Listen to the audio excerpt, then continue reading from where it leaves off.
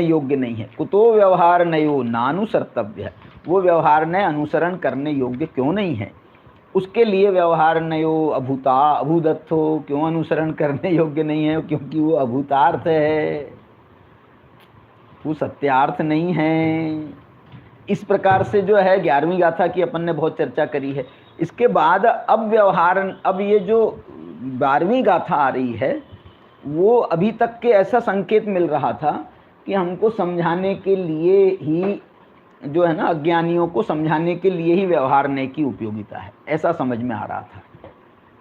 12वीं गाथा में एक और आचार्य भगवान कुंकुन भगवान आगे बढ़कर के एक और चर्चा को उठा रहे हैं कि ये व्यवहार ने सिर्फ अज्ञानियों को ही कार्यकारी है कि ज्ञानियों को भी इसका अनुसरण करना चाहिए, माने उनके लिए भी ये कुछ प्रयोजनवान है, अनुसरण करना चाहिए, मतलब यहाँ पर उनके लिए भी ये व्यवहार ने प्रयोजनवान है।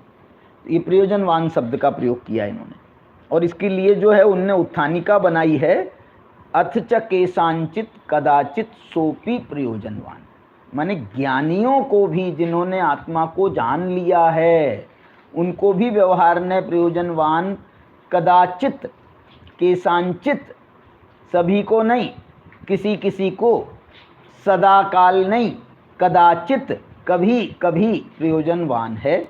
इस बात का ये उत्थानिका बनाई अमृतचंद्राचार्य, अथ च केसांचित कदाचित सोपी प्रयोजनवान, माने ये जो है ज्ञानियों को प्रयोजनवान है। और एक बात मैं आपको आज तो नहीं कहता हूँ, लेकिन कल बताऊँगा कि उन्होंने जो है 11वीं गाथा में ये बात बताई थी कि व्यवहार ने अनुसरण करने योग्य नहीं है किन को।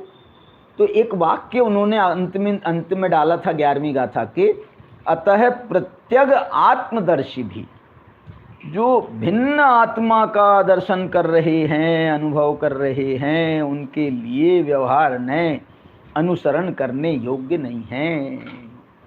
लेकिन वो जो आत्मा का अनुभवन है वो सदाकाल तो रहता नहीं है, इसलिए सदाकाल नहीं रहता है तो ये व्यवहार ने जब वो आत्मा का अनुभव नहीं कर रहे हैं, उस समय क्या करें ज्ञानी, तो उस समय ज्ञानियों को भी व्यवहार ने प्रयोजनवान है। ये बात को ये 12वीं गाथा में बताया जाएगा। अभी का समय तो पूरा हो गया है, लेकिन मैं आपको ये 12वीं गाथा में जो बात कही जाएगी उसका एक आपको सिर्फ गाथा सूत्र पढ़ के आपको यहाँ बता देता हूँ, ताकि अपन इसकी आगे चर्चा कर सकें। शुद्धो शुद्धादेशो नादवो परम भावदर्शी, व्यवहार देशिदा पुण जेदु अपरमेठिदा भावे। शुद्धो शुद्धादेशो नादवो परम भावदर्शी, जो शुद्ध है, जो शुद्ध का आदेश करने वाला शुद्ध नय है, वो शुद्ध नय परम भावदर्शी ही, जो परम भावदर्शी हैं उनके लिए जानने योग्य है। उनके लिए तो सिर्फ और सिर्फ निश्चय ने ही उपादेय है, प्रयोजनवान है। परंतु जेदु अप्रमेठिदा भावी, जो ज्ञानी होकर भी वर्तमान में जो अपरम भाव में स्थित हैं, उस शुद्ध स्वभाव में स्थित नहीं हैं, शुद्धोपयोग में स्थित नहीं है, आत्मा की अनुभूति में स्थित नहीं है, व्यवहार देशिदा पुन, उन ज्ञानियों को भी व्यवहार ने प्रयोजनवान है, ये गाथा सूत्र कह रही है। तो इसकी जो है बहुत सुंदर टीकाएं हैं, दोनों तीनों टीकाएं हमारी जयचंद जी साहब का बड़ा विस्तृत भावार्थ है इसमें। इस गाथा के बीच में, इस टीका के बीच में एक गाथा कोट की गई है, बहुत सुंदर इस गाथा की चर्चा है, उसको अपन आगे करेंगे। आज की चर्चा को यहीं पर विराम देते हैं। जिनवाणी स्तुति करते हैं। अनंत धर्मणस्तत्वं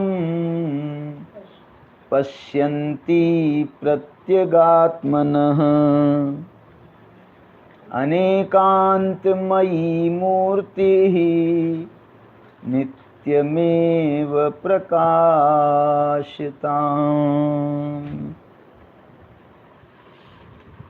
जय जिनेन्द्र।